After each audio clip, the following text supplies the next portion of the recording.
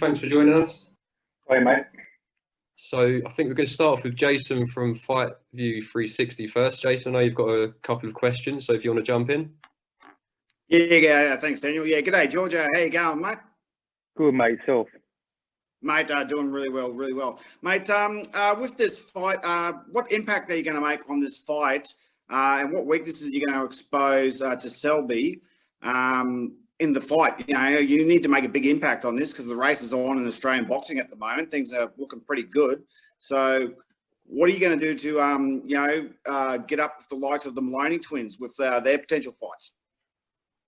Look, this is a huge fight. It's a water eliminator, and obviously we all know what's after this. A unified title fight.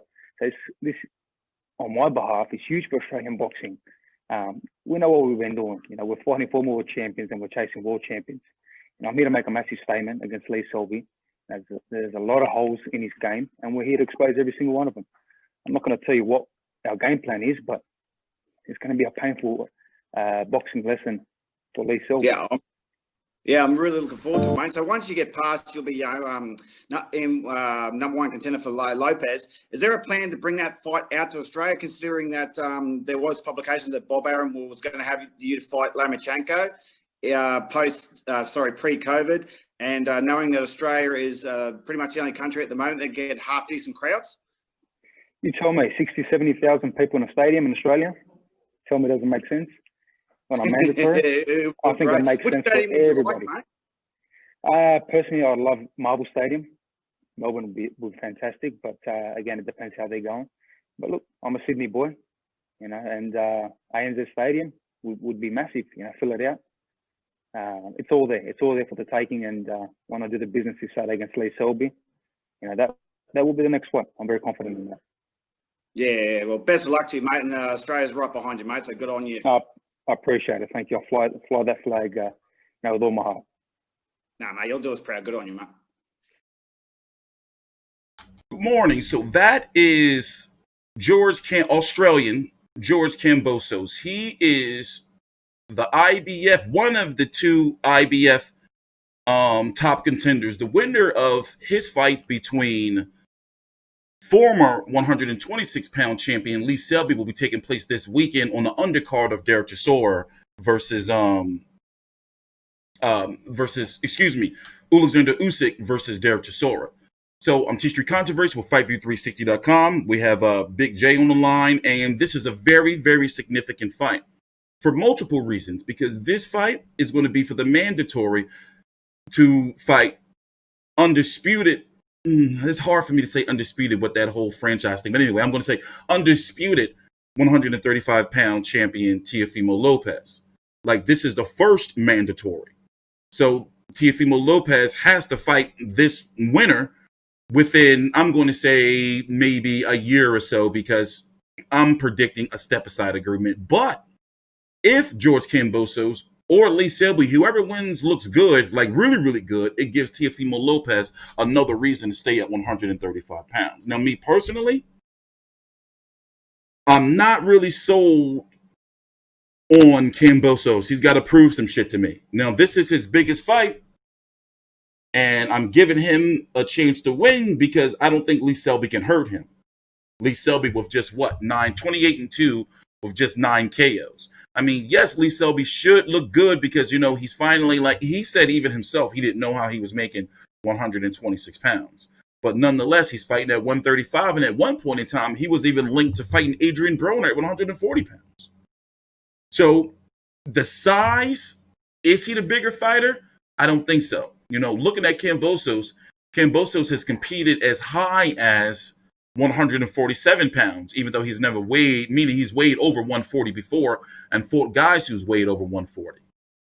So looking at it, listed at 5'9.5", and Selby also 5'8.5", according to BoxRec, you would think that Kambosos is the bigger fighter at 18-0 with 10 KOs. Doesn't scream like a bunch of knockouts, but nonetheless, still. So Big J, your thoughts? I mean, I'm exactly like you. I mean, this is, George Kambosos Jr.'s biggest fight, and he's got to make a statement, like I asked him the question. I mean, it's flat out said, mate, you've got to make a statement in this. There can't be no split decision barely scraped in the win. He's got to make a statement. He's got to get up there, and he's got to knock Selby out. Yeah, pretty much. And pretty much just beat the living shit out of him to really make a statement. Because yes, he'll become mandatory for Lopez, but it don't mean he'll get Lopez. Exactly. Being a mandatory means bugger all, right? Even though the IBF doesn't muck around, right? But Lopez might go to 140. Lopez might fight. What's Dan Haney? Is that the bloke who's been? It's between right now. The way it's looking like is Teofimo Lopez can have one, maybe two, but it's only looking like one fight before he'll have to fight for his IBF, defend his IBF title. And if Kambosos wins or whoever wins doesn't look good, that gives Teofimo more reason to move to 140. He said, you know what, I'm not fighting him. It's not enough money. It's not worth it. So fight is very significant. Yeah, but the one thing that's working in George's favour, as I brought up and he brought up, if he wins, bring the fight to Australia and pack out a stadium. True. I mean, we Australia, for a small populated country, we've got big ass stadiums. MCG, 100,000 people. That's just in the ground. You'll get another 10, 15,000 on the actual football field. Yeah. ANZ Stadium, 80,000 people. Suncorp, we've already packed that out with Pacquiao versus Horn. So we've got plenty of stadiums in this country that are big stadiums. So and Australian boxing is hot right now. Australian boxing has never been hotter. I can't think of we've had fights like this in the past. Jason Maloney's a carbon copy of Lauren Rose versus Byron Harada.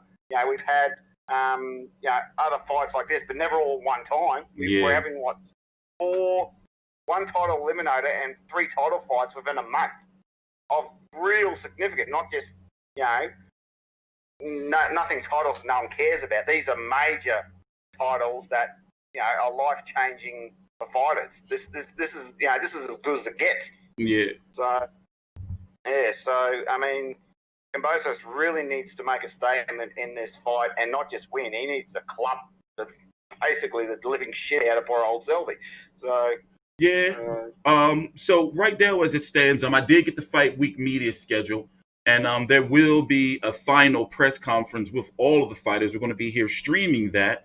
It's a very, very busy boxing week on the channel, as the viewers can see. And of course, we're going to be here with post-fight content for this fight, and me and Big J are going to do a recap of this fight, and for the Australian fans, the Jason Maloney fight, the following Monday, my time, Eastern time, or definitely by that Tuesday to recap it all. So, closing thoughts? Another significant point for this fight is that if Kambosos wins, right, Australia's never had a world champion, not really had a world champion at 135. He could become the first. The last time someone competed for the 135 IBF title was Jeff Fennick back in '96 when he fought Philip Holiday, and Philip cleaned him up in 2 rounds to put him into retirement. So these fights are the biggest fights of these careers, but the biggest fights that we've seen in 25, 30, 50-odd years. Yeah. So Kambosos has got all that behind him to say, if you get this, then you get the opportunity of a lot, and then you get an opportunity to become not just the IBF, but unified. Because I'm not going to say undisputed, I'll say unified champion, and fight for 4 belts? Yeah. Is Lopez also the ring champion as well? Yep. Yep, so he's got WBO, ring, WBA Super, IBF, and then the franchise status. Yeah, the franchise, whatever that bloody WBC belt is, what they're carrying on with. Yeah. Let's not get into that anyway. But the opportunities for the Aussies have never been better. Also, let's not forget that Bob Arum has openly talked about bringing. He really wants to bring another big fight to Australia, and he's talked about. Of course, this is before COVID, pre-COVID, bringing Loma versus Kambosos to Australia. Yeah, I mean that would have been obviously that's probably not going to happen. Yeah, not going to happen now. But that was actually, it looked like it was going to be a goal that he was going to defend his title. Like Loma was going to stay at 135 to defend his title, and the Kambosos fight would have likely happened if he beat Selby, likely happened in Australia. That's the way I read it. Yeah, but it's going to be about if Teofimo now, would like to go over theirs. But it's all different now. We'll have to just wait and see. So once again, we will be here next week with a recap. I'll be here, of course, Saturday afternoon with a recap of the fight.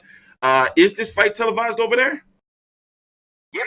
It's on Fox Sports. Hang on, let me just bring it up. It's on Fox Sports. I think it's a channel 505. I just saw a Facebook.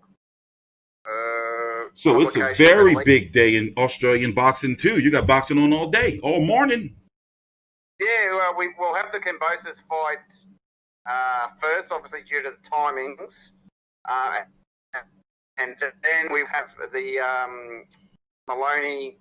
As I said in our last video, Inoue versus Maloney will be on 10:30 a.m. East Australian Daylight Savings Time on Sunday, November 1st, and I'm pretty sure that the Kambosos fight will be on before that. Hours before. Because, I think England is 9 hours behind us. So it'll be early morning for you guys. So it'll be the Kambosos fight and then straight into Inoue versus Maloney. All right. Trying to find the exact. Well, this is TstreeT. It'll be Go ahead. It'll be early morning. Cool. All right, this is TstreeT Controversy and Big J with FightView360.com. See you guys after the fight. Please subscribe.